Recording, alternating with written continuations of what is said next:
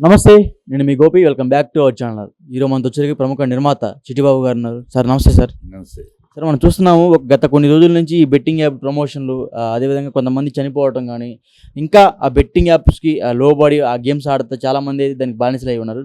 దీన్ని ప్రమోట్ చేసి కొంతమంది ఎవరైతే హర్ష సాయి, కొంతమంది ఎవరైతే ఇన్ఫ్లుయెన్సర్స్ ఉన్నారో వాళ్ళకి కొంతమంది ఎదురు తిరిగినంటే, అంటే మీలాంటి వాళ్ళు లేకపోతే యువ సామ్రాట్ అలాంటి వాళ్ళు కొంచెం ఎదురు తిరిగి మాట్లాడితే వాళ్ళ మీద కూడా రెచ్చిపోతున్నారు.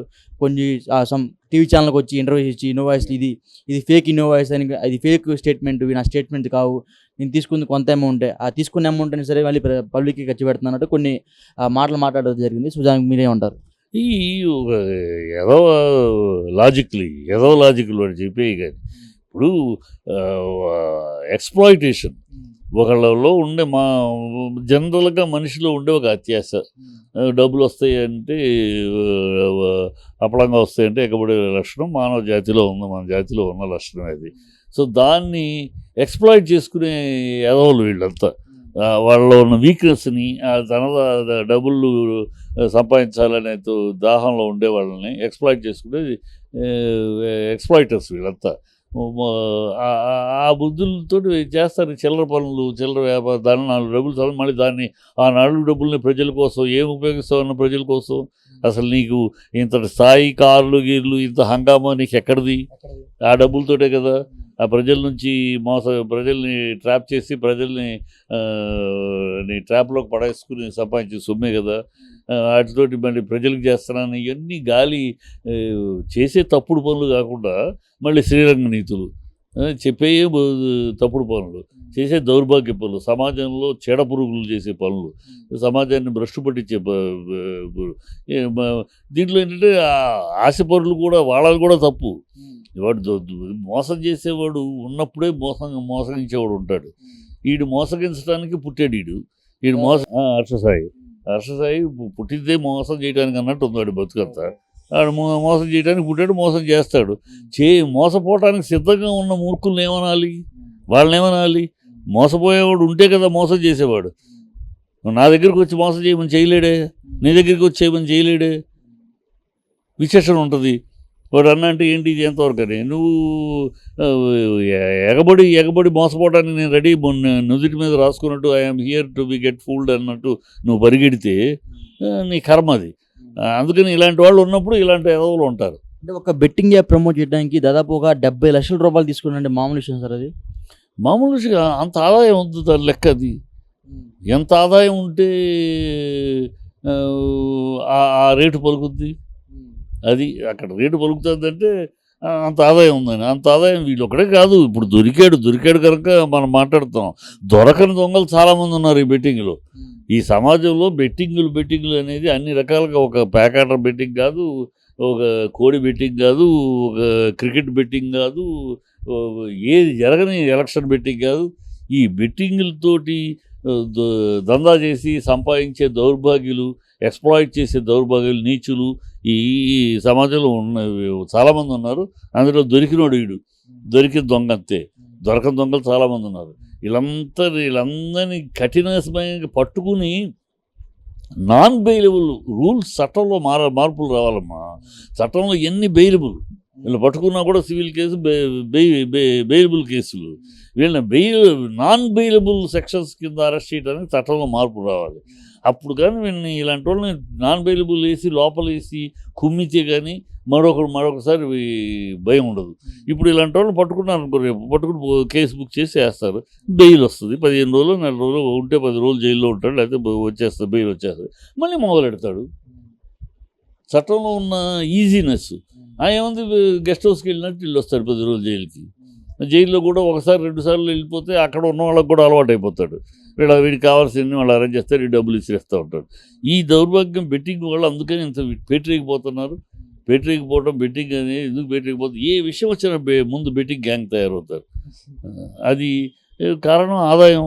ఈ మోసపోవడానికి సిద్ధం ఉన్న మూర్ఖులు సమాజంలో, అత్యాస పరులు, వీళ్ళని అంటు పెట్టుకుని వాళ్ళు సంపాదించుకుంటారు. అంటే మీ డబ్బు సపోజ్ బెట్టింగ్ ఒక యాప్ నుంచి ఒక 60 lakhs 50 lakhs వచ్చినా దానికి ఇంకా మేము ఒక 30 లక్షలు యాడ్ చేసి ప్రజలకు సేవ చేస్తున్నాం అని చెప్తున్నాడు మనోడు. అదే చెప్తున్నా, చేసేయన్ని తప్పుడు పనులను, క్రిమినల్ విషయాలను, మోసపూరిత చర్యలను, మళ్ళీ దీనికి ఏదో ప్రజలకు ఏం చేస్తున్నావు, ప్రజలకు సేవ, ప్రజలకు ఏం చేస్తున్నావు, చెప్పుకుంటాం ప్రజలకు సేవ అని ఏం చేస్తున్నావు. ఒకటి చెప్పు, నేను ఒక అనాథాశ్రమం నడుపుతున్నాను, లేదా ఒక ముసలి వృద్ధాశ్రమం నడుపుతున్నాను, లేదా అంగవైకల్యం వాళ్ళకి చెప్పమని ఒకటి ఏమన్నా. ప్రజాసేవ చేస్తున్నావు, ఉన్న సేవ చేస్తానని చెప్పు, నోటి మాట అంటే సరిపోద్దా. అయినా నువ్వు ప్రజాసేవ చేస్తున్నావు కనుక లైసెన్సా ఫ్రాడ్ చేయడానికి? అదేమి లైసెన్స్ కాదే. నేను ప్రజలకు ఏదో డబ్బు పంచి పెడుతున్నాను కనుక రాబిన్ హుడా దోచుకుని అందరికి పంచిపెట్టాను. నువ్వు చేసేది దౌర్భాగ్య పని, నువ్వు చేసేది మోసపూరితం, నువ్వు సంపాదించేది దౌర్భాగ్యపు సంపాదన. పెంటతోటి సమానం నువ్వు సంపాదించేది. నువ్వు ఆ పెంటను మళ్ళీ నేను 10 మందికి పంచుతున్నాను, ప్రజలకు చేస్తాను, ఈ దౌర్భాగ్య మాటలు ఎందుకు? చేసే చిల్లర పనికి మళ్ళీ దానికి ఒక కలరింగు సేవ చేస్తున్నా. నీచపు పనులు చేస్తూ నీచపు మాటలు, నీతి మాటలు మాట్లాడడానికి అర్హుడే కాదు అసలు. అంటే ఈ బెట్టింగ్ యాప్ ప్రమోట్ చేసే వాళ్ళు చాలా మంది ఉన్నారు. నన్ను ఒక్కనే మీరు ఎందుకు టార్గెట్ చేస్తున్నారు అంటున్నారు ఆయన. ఒక్కరిని టార్గెట్ చేయాలి, నువ్వు దొరికావు కనుక టార్గెట్ చేస్తున్నారు. నువ్వు దొరికినాడివి, తప్పైపోయింది, క్షమించాలి, నేను ఇలాంటి తప్పుడు పనులు చెయ్యను అని అంటే ట్రోల్ చేయరు. నువ్వు దాన్ని ఏదో సమర్థించుకుంటున్నావే, అదేదో గొప్ప పని చేస్తున్నట్టు, నేనేదో చాలా మంచి పని చేస్తున్నాను, 10 మందికి హెల్ప్ చేసి ఇంకా దౌర్భాగ్య మాటలు ఇవన్నీ మాట్లాడటంలో నేను ట్రోల్ చేయక ఏం చేస్తారు? చేసింది తప్పుడు పని, తప్పుడు పని చేస్తుంది వ్యభిచారం చేస్తూ నేను పతివ్రతను అంటే ఎట్లా? నువ్వు చేసేది దౌర్భాగ్య పనులు చేస్తూ మళ్ళీ నేనేదో ప్రజలకు సేవ చేస్తున్నాను, నన్ను ట్రోల్ చేస్తున్నాను, ఈ లంగడా మాటలు కాదు కదా, అందుకనే ట్రోల్ చేస్తారు. అంటే ఆయన ప్రతిరోజు ఇక్కడ ఎక్కడైతే మన వైజాగ్లో నవోటల్లో ప్రతిరోజు నవోటల్ ఐటీసీ హోటల్లో ఉంటారంట ఆయన. అంటే ఓన్లీ 5 స్టార్ ప్రాపర్టీస్లో ఉంటారంట. సో దానికి ఏం చెప్తారు? అంతేనమ్మా, ఈ బెట్టింగ్ వాళ్ళు అక్కడే ఉంటారు. మన బెంగళూరులో జరిగిందేంటి, ఎక్కడ ఉన్నారు పెద్ద, అక్కడ బెట్టింగ్లే, క్రికెట్ బెట్టింగ్లు, వాటికే అవి రేవ్ పార్టీలు జరిగినాయి. ఎక్కడ ఉన్నారు? మామూలు రూమ్లో ఉండరు. ఎక్కడ పెద్ద కాటేజెస్, పెద్ద గెస్ట్ హౌసెస్, ఫామ్ హౌసెస్, లేకపోతే స్టార్ హోటల్స్లో ఉంటారు. అప్పుడే కదా మన లక్షల మీద పలుకుద్ది. వేల మీద ఇక్కడ మామూలు హోటల్లోనూ మామూలు ఎక్కడ ఉంటే వేల మీద మించి వెళ్ళదు. లక్షల మీద వెళ్ళాలంటే ఆ హగామా చూపించాలి కదా. అదే సో అందుకని అంత రేటు పలుకుతుంది ఆయనకి. రెడ్ లైట్ ఏరియాలో ఎక్కువ డబ్బు సంపాదించాలని ఏం చేస్తారు? అలంకరించుకుంటారు బాగా. అందరికన్నా చూడగానే అట్రాక్ట్ అయ్యేటప్పుడు బ్రహ్మాండంగా అలంకరించుకుని వాళ్ళ వచ్చే విటుడికి దగ్గర ఎక్కువ రేటు తీసుకుంటారు. ఆ అమ్మాయి అలంకరించలేదు అనుకో, రెడ్ లైట్ ఏరియాలో ఉన్నది సరిగ్గా అలంకరించుకోలేదు అనుకో, అంత రేటు ఇవ్వడు కదా ఎవడు కూడా విటుడు. వాడికి ముందు కంటికి ఆహా అనిపిస్తే కదా. అది అలాంటి బాపతులే, ఆ సైకాలజీ ఇది. రెడ్ లైట్ ఏరియాలో ఒక ఆడది తనని ఎక్కువగా డబ్బుకి, విటుడికి దగ్గర ఎక్కువ డబ్బు సంపాదించడానికి ఎంత అలంకరించుకుంటుందో, వీళ్ళు ఈ హర్షసాయి లాంటి వాళ్ళు ఇలాగ స్టార్ హోటల్ పెట్టి అలంకరించుకుని వాళ్ళు చేసి వ్యభిచారం. అది అంతే. వాళ్ళైనా పాపం రెడ్ లైట్ ఏరియాలోనే పాపం కాస్త పరిస్థితులు బట్టు, వాళ్ళ కర్మను బట్టు ఏదో పాపం ఒళ్ళు అమ్ముకొని చేస్తారు. వీళ్ళు అది కూడా కాదు కదా, వాళ్ళు పడే ఆ శ్రమ కూడా ఉండదు వీళ్ళకి. ఆ వ్యభిచారం కదా, వీళ్ళ వ్యభిచారం చాలా విస్కీలు తాగుతూను ఇంకోటి చేస్తూ సంపాదిస్తారు, ఎదుటి వాళ్ళు మోసం చేస్తూ. అది దౌర్భాగ్యులు. వాళ్ళకన్నా రెడ్ లైట్ ఏరియాలో బతికే వాళ్ళకన్నా దౌర్భాగ్యులు. Okay sir, thank you sir.